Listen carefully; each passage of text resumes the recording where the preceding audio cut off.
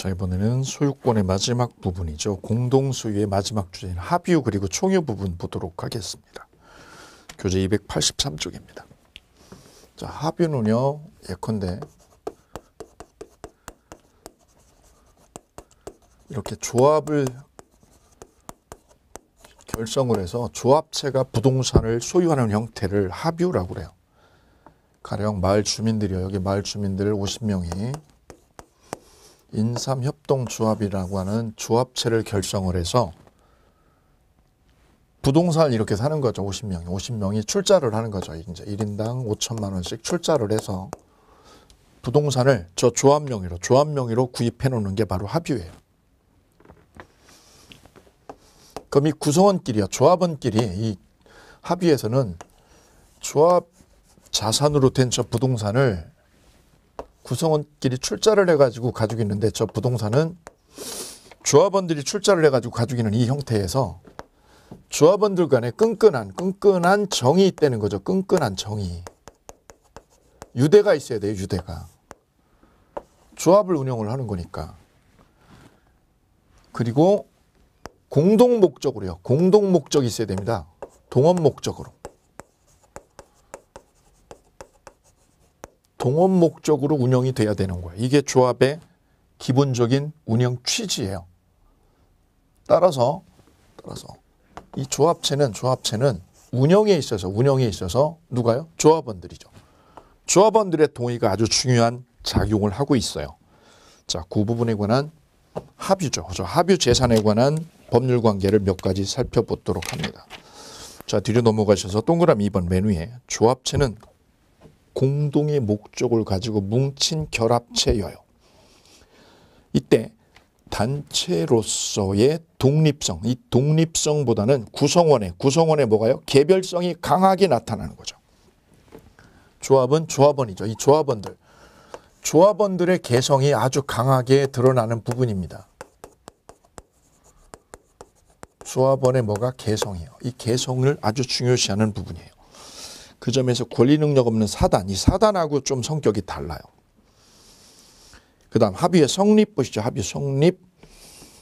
합유는 동그라미 2번 밑에 271조 1항하고 2항이 있는데 2항 밑에 동그라미 2번 법률의 규정에 의해 합유가 성립하는 경우로는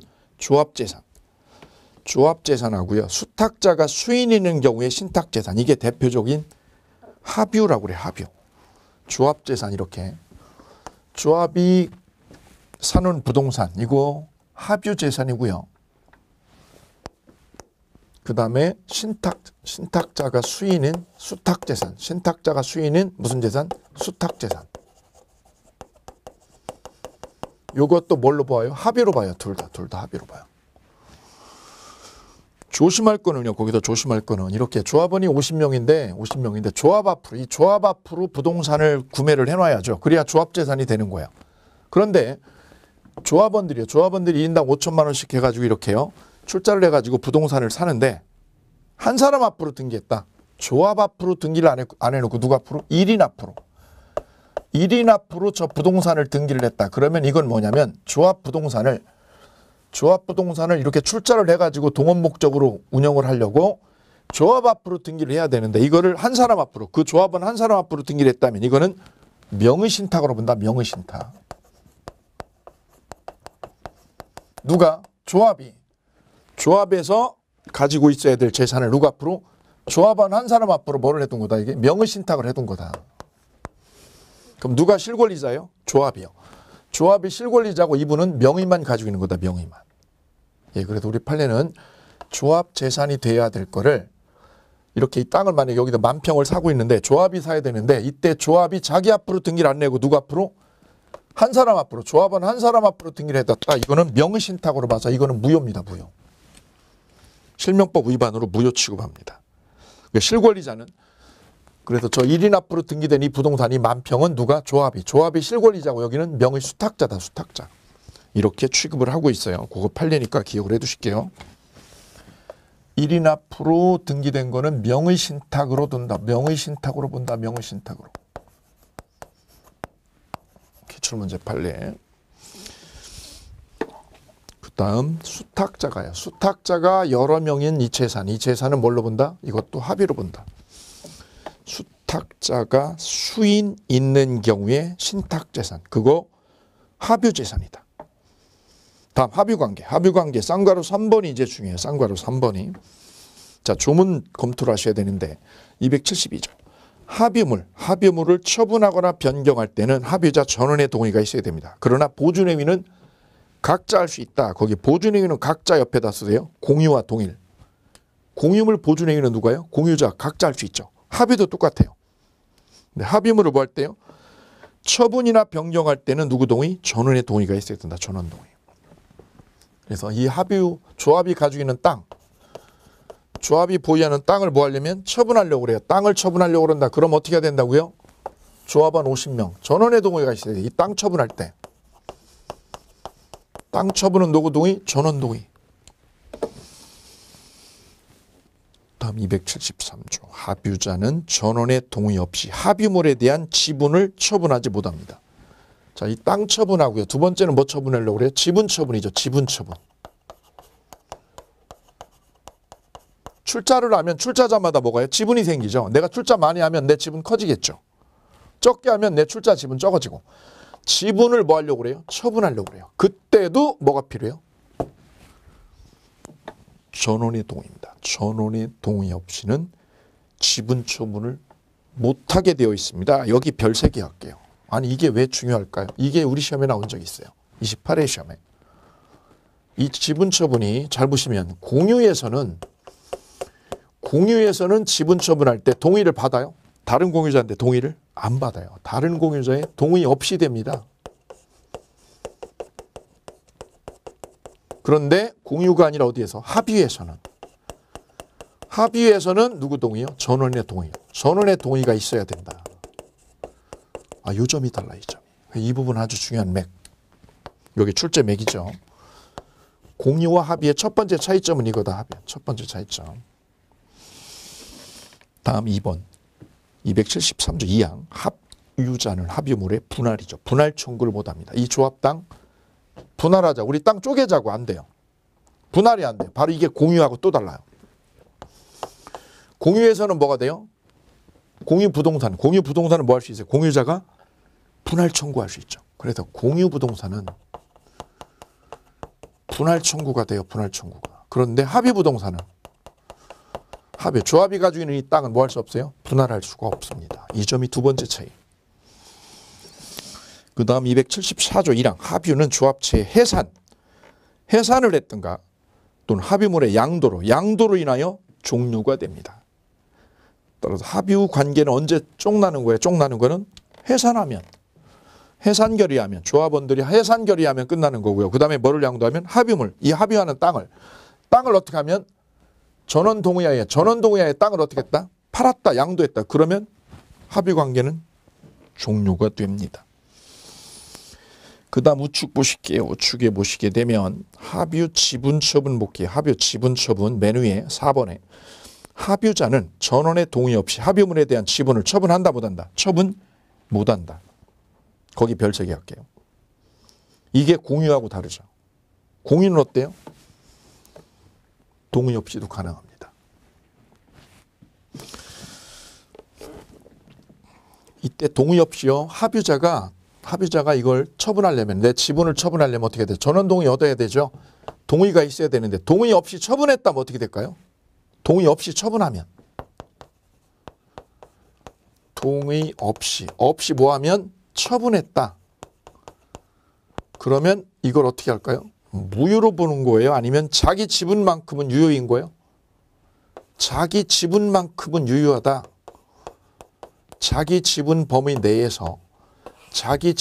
내에서는 그 처분의 의미는 이 지분 처분한 거는 유효 아니냐 이거죠. 유효 아니냐. 이렇게 시험에 나왔다면 이거는 틀렸다. 왜요? 무효예요. 동의 없이. 조합원의 동의 없이 처분했다고요? 그러면 이거는 유효가 아니라 뭘로 돼요? 무효로 봐야 된다. 자기 지분만큼 유효다. 이거는 공유에서 맞는 서술이죠. 공유에서는 동의 없이 처분하면 자기 지분만큼은 유효가 되죠. 근데 합의에서는 동의 없이 처분하면 무효다 이거. 그냥 무효지 유효가 아닙니다. 이 부분이 28회 기출 문제예요. 아주 예리하게 물어봤어요. 그 다음 쌍괄호 4번 합유관계의 종류. 합유관계는 언제 종료돼요? 조합체가 해산되면 종치게 돼요. 그 다음 또 언제요? 합유재산을 양도할 때. 이 땅 양도하면 조합의 실질이 없어지죠. 그래서 끝나는 거예요. 문제는 밑에 있는 5번입니다. 5번에 별 2개요. 합유지분의 상속 여부. 상속 여부 봅니다. 자, 합유해서 정리할 게 딱 3가지예요. 1, 2, 3. 여기 조합원으로 있는 A가 연로하셔가지고 92세인데 사망했어요. 이분이 사망하면 어떻게 될까요? 이분 자식이요. 이분 자제분이 와가지고 이 할아버지의 지위, 조합원의 지위를 상속받을 수 있을까요? 조합이라는 거는 서로 뭐가 있어야 돼요? 끈끈한 정이 있어야 돼요. 끈끈한 정. 우대가 있어요. 유대관계가. 그래야 조합이 운영되고 저게 실질적인 이득을 낼 수 있거든요. 그런데 여기서 이 아들이 자제분은 서울에서 살고 있고 서울 뺀질이가 돼버렸고 이분들은 시골에서 이렇게 인삼협동조합체를 운영하고 있다면 이분하고 이분과는 유대관계가 있을 수가 없죠. 이래서 조합원이 사망하면 상속이 안 된다는 사실이다. 상속이 안 돼, 상속이. 그래서 조합원 1인이 사망했을 때 조합원이 사망하면 공유에서는 뭐가 돼요? 공유는 상속해요. 공유자 1인이 상속할 수 있어요. 상속받으면 돼요. 자식이 있으면. 자식이 없으면 어떡하죠? 다른 공유자에게 지분 비율로 넘어가죠. 그런데 합유에서는 합유자 한 사람이 사망하면 이 한 사람이 할아버지께서 사망하시게 되면 상속이 안 된다는 거다. 그럼 어떻게 돼요? 지분을 환급받아요. 출자 지분만큼 자제분이 환급받고 지위를 물려받지 못한다. 왜? 끈끈한 정이 없으니까. 끈끈한 정이, 유대가. 그러니까 조합은 전제 조건이 뭐가 있어야 돼? 끈끈한 정, 유대라는 게 있어야 되지. 유대가 이렇게 상속이 되면 이 상속인하고 이 나머지 조합원들 간에 유대가 없기 때문에 상속을 인정할 필요가 없더라. 거기 별표. 그래도 5번에 1번의 별표. 조합원이 사망하면 그 조합원은 조합의 지위에서 탈퇴가 되고요. 조합원 지위는 일신 전속적인 권리 의무라서 상속인에게 상속을 해주지 않아요. 거기 별표. 일신 전속적이다라는 말은 뭐예요? 이 사람 할아버지요. 이 사람이 살아있을 때만 누리는 권리야. 이거를 뭐라고 그래요? 일신 전속적인 권리다. 일신 전속적이다라는 말은 뭐야? 이 사람이 뭐하는 동안? 살아있는 동안, 본인이 살아있는 동안 본인만 누리는 권리를 일신 전속적인 권리다라고 얘기를 해요. 일신 전속적인 권리는 본인이 생존하는 동안만 누리는 권리를 말하는 거예요. 따라서 조합원의 지위는 이분이 뭐하는 동안? 생존하는 동안만 누리는 권리다. 그래 상속을 인정해 주지 않더라. 그러면 만약에 2번 보세요. 2번도 별 2개예요. 부동산의 합유자 중 일부가 사망했어요. 합유자 중 일부가 사망한 경우 합유자 사이에 특별한 약정이 없는 한 사망한 합유자의 상속인은 승계를 하는 게 아니므로 해당 부동산은 그럼 누구 거 되느냐? 잔존 합유자가 2인 이상이면 남은 사람이 2사람 이상이면 잔존 합유자의 합유로 돼요. 잔존 합유자의 합유의 가로. 그럼 잔존 합유자가 한 사람이면 어떻게 되죠? 단독 소유로 바뀐다. 오케이. 여기도 중요한 게 이겁니다. 잔존 합유자가 잔존 이 사람이 2인 이상이면 이 사람들의 합유가 된다. 다 죽어버리고 한 사람이면 잔존한 사람이 한 사람이면 한 사람 거가 되는 거죠. 한 사람 거. 한 사람의 무슨 소유로? 단독 소유로 되는 거예요. 오케이. 자, 그리고 사망에 관한 문제에서 요거 구별을 잘 해두시면 좋아요. 그래서 합의해서 정리할 거는 3개가 되겠습니다. 3개. 나머지는 버리세요. 그 이상 우리 시험에 나오지도 않을 뿐더러 깊이 나오면 놓으시면 돼요. 3가지요. 3가지 이렇게. 3가지만 급소로 정리하실게요. 급소. 첫 번째가 뭐예요? 지분 처분 문제예요. 지분 처분 문제. 두 번째는 분할이죠. 분할이 안 된다는 거죠. 세 번째는요. 상속이 안 된다. 3가지요. 3가지. 합의의 특징은 3가지예요. 지분을 처분할 때, 지분을 손댈 때는 어떻게 해야 돼요? 전원동의요. 전원동의를 얻어야지만 지분을 손댈 수 있다. 처분할 수 있다. 그 다음 분할도 안 해주고 상속도 안 해줘. 끝. 간단 명령. 이렇게 간단하게 정리하시기 바랍니다. 팁으로 하나 기억할 건 이거죠. 조합이 땅을 샀는데 조합 앞으로 등기를 안 하고 누구 앞으로요? 조합원 한 사람 앞으로 등기를 꽂았다. 그러면 그건 뭐죠? 조합이 그 사람 앞으로 명의신탁한 걸로 취급한다. 요거까지만 보시면 좋아요. 다음 총유. 총유는요. 지금도 우리 잔존 형태로 많이 남아 있어요. 예컨대 김해 김씨 종중이죠. 김해 김씨 종중 땅. 이걸 총유라고 합니다. 종중이 가지고 있는 부동산 총유. 그다음 교회 중에 보면 여의도 순복음교회. 여의도 순복음교회죠. 교회 앞으로 사는 땅 이것도 총유. 마찬가지로 조계종이요. 불교에는 조계종이 있죠. 조계종 앞으로 보유하고 있는 땅 이것도 뭘로 보아요? 총유로 보아요. 총유로. 근데 참고로 이거 알아두셔야 될게요. 여의도 순복음교회 교회 앞으로 사는 땅은 교회 거예요. 교회 단체 거죠. 이게 단체 소유라는 거죠. 이거는 단체가 소유하는 형태가 바로 총유예요. 단체 거. 뭐뭐 단체. 여기도 조계종이라는 단체가 소유하는 형태가 총유예요. 근데 참고로 교회도 저 교회 앞으로 사는 땅은 돈을 누가 낸 거예요? 교인들이 헌금을 낸 거죠. 이렇게 매주 가서 헌금 내가지고 그걸 모아가지고 교회 앞으로 사는 땅을 총유라고 그러고요. 목사님이 개인적으로 사는 땅이죠. 개인적으로. 교회 출발하기 전에 개척교회 출발하기 전에 개인적으로 내가 살고 있는 아파트 팔고 아버지한테 출자 받아가지고 지원 받아가지고 내가 교회를 내가 사가지고 내 명의로 가지고 있다. 교회 목사님 앞으로 개인 앞으로 사는 건물하고 땅이 있다. 이거는 단체 게 아니라 목사님 개인 거라는 거죠. 개인 교회가 있고 단체 게 있어. 구별하셔야 돼요. 개인 앞으로 사는 땅이나 집 자기가 돈 내가지고 목사님 이거는 개인 거지 단체 거 아니에요.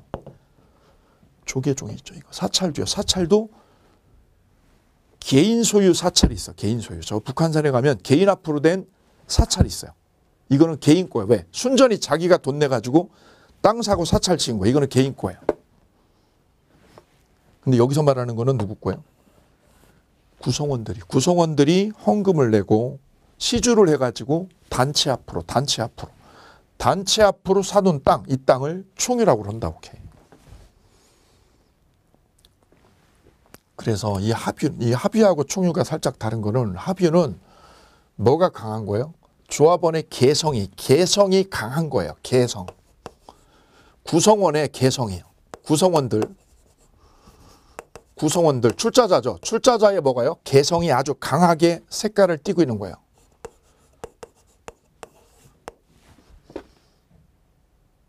근데 여기는 개성보다 뭐가요?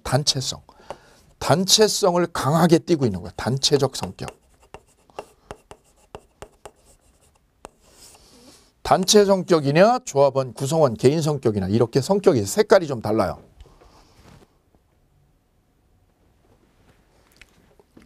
그럼 이 단체 앞으로 사는 땅, 종중 앞으로 사는 땅, 교회 앞으로 사는 땅 이거는 소유는 누가 하고요? 소유는 단체가 하는 거고요. 소유는 단체하고 사용은요. 사용은 어떻게 하는 거예요? 개인이 하는 거예요. 개인이. 그래서 뭐 하고요? 사용하고 소유 관계가 이렇게 나눠진 채로 운영이 되는 거예요.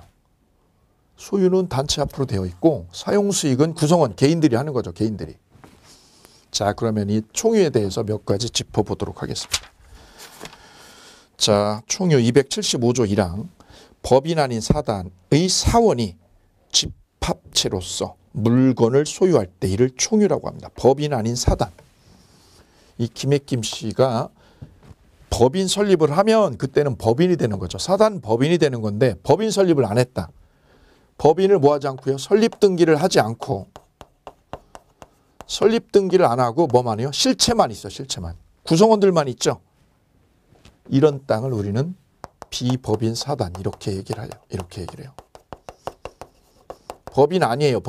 왜 아니에요? 설립 등기를 안 했기 때문에. 설립 등기를 하게 되면 관청에 감독을 받아요. 그래서 설립 등기를 대부분 하지 않아요. 그래서 구성원들이요. 구성원들이 단체 앞으로 보유한 땅을 우리는 이렇게 부르게 됩니다. 비법인 사단 또는 법인 아닌 사단 이렇게 얘기를 하죠. 그 다음 뒤로 넘어가시게 되면 쌍괄호 2번 총유의 법적 성질에 관한 고찰 잠깐 하고 갈게요. 총유에서는 2번 쌍괄호 2번 공유나 합의와 달리 지분이 존재하지 않습니다. 밑줄에 여긴 지분 없어요. 왜? 단체가 소유하는 거. 몽땅 단체 거야. 단체 거. 단체 거라서 여기는 뭐를 주지 않아요? 지분이라는 거를 허락하지 않습니다. 개인한테 뭐를 안 줘요? 지분을 안 줘. 지분을. 지분을 인정하지 않습니다. 대신에 개인한테는 뭐만 줘요? 사용만 해요. 사용. 사용 수익은 해. 대신에 뭐는 안 줘? 지분은 절대 안 줘. 왜? 단체 거니까. 총유에서는 소유권의 내용이 관리 처분 권능과 사용 수익 권능으로 양분이 되어져 있습니다. 그래서 이 단체가 종중이나 교회가 보유하는 이 땅은 이 부동산은 관리 처분은 누가 하게 돼요? 관리 처분 권능은 누구한테? 단체에게 있고 사용 수익은 누구한테? 개인에게. 권한을 이렇게 양분시켜 놓은 거예요. 따라서 사용 수익하고 뭐 하고요? 관리 처분. 처분은 누가 하는 거죠? 관리 처분은 누가요? 단체가. 단체에게 칼자루가 있는 거예요. 권한이. 관리 처분은. 그 다음에 사용 수익은 누가 하는 거고요? 개인에게. 이렇게 양분시켜 놓은 거죠. 이게 총유의 재산 형태예요. 처분하고 사용 수익을 나누는 거죠. 이렇게 나눠 놓은 거예요. 그 다음 주체. 법인 아닌 사단이 주체가 됩니다. 종중, 문중, 교회, 정당도 법인 아닌 사단이라고 해요. 더불어민주당 앞으로 땅 사는 거 있거든요. 자유한국당 앞으로 당사 명의로 땅 사는 거 있거든요. 그 부지를 바로 뭐라고 그래요? 비법인 사단이라고 그래요. 왜요? 법인 설립을 안 한 거라서. 다음 방가로 2번 법인 아닌 사단에 속하는 부동산의 등기에 관하여는 그 사단을 등기 권리자로 합니다. 누구 앞으로요? 사단 앞으로. 여기 앞으로. 이분 앞으로 등기를 내면 됩니다. 단 신청만 누구예요? 사단 명의로 대표자나 관리인이 신청을 하는 거죠. 신청만 대표자나 관리인이 하는 거고 등기는 누구 앞으로 내요? 여기 앞으로. 여기 앞으로. 오케이.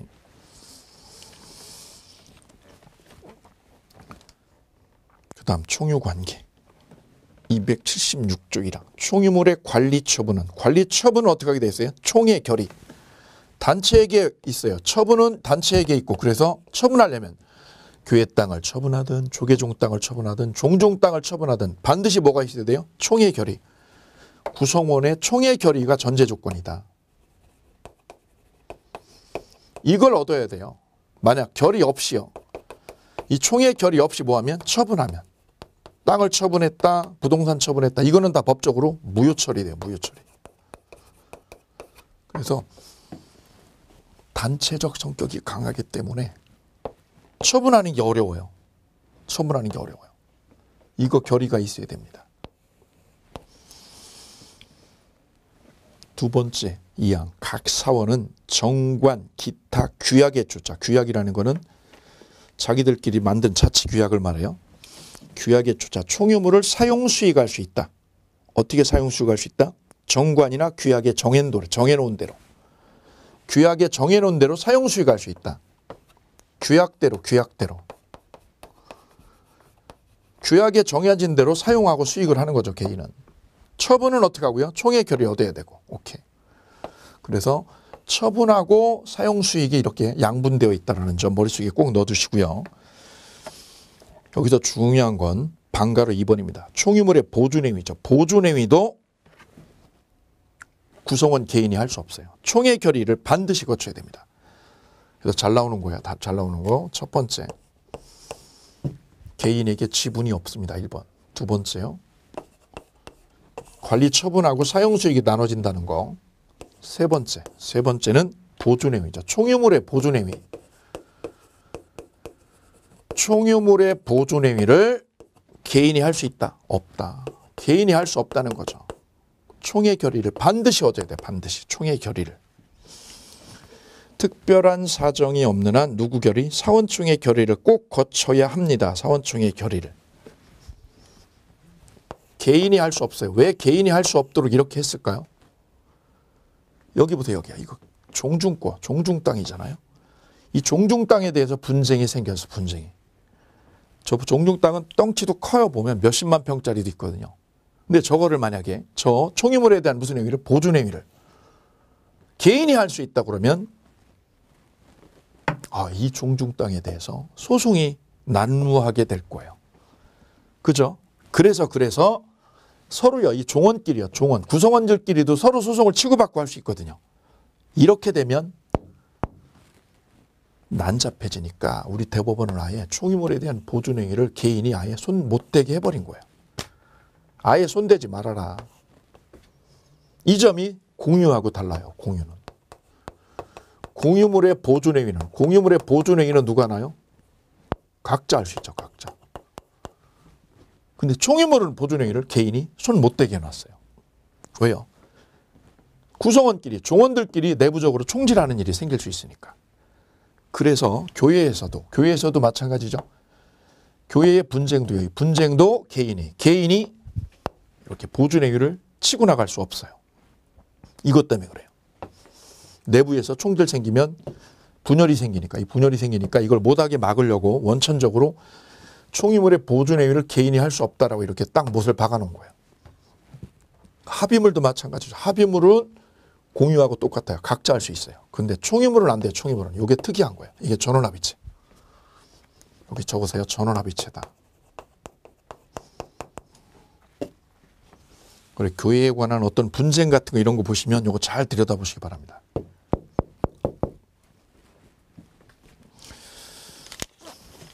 총유물의 보존행위도 총회 결의를 꼭 거쳐야 되고 개인이 소송을 치고 나갈 수가 없습니다.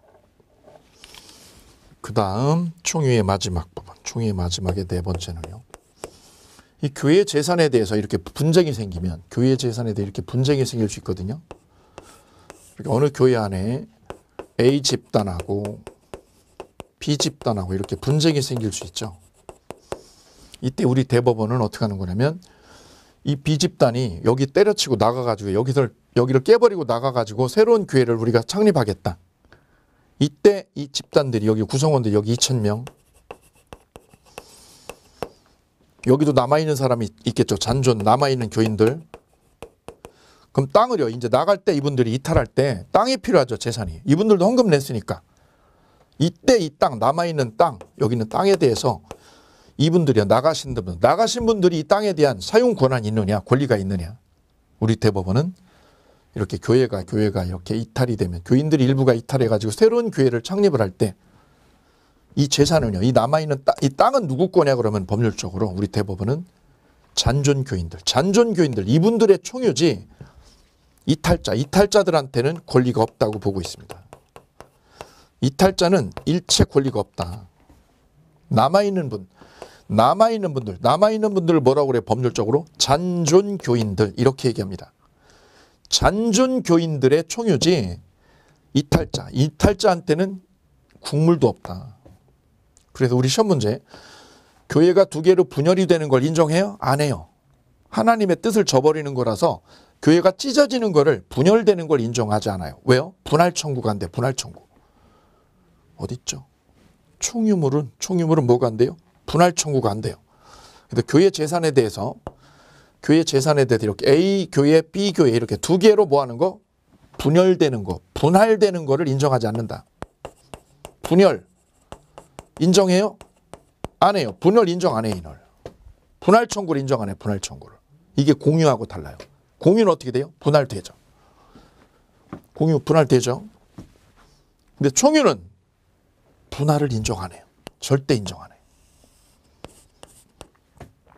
재산은 그럼 이 재산 땅은 누구 거예요? 이탈자가 아니라 누구? 잔존교인. 잔존교인들의 총유지. 이렇게 되면 맞을까요? 분열 당시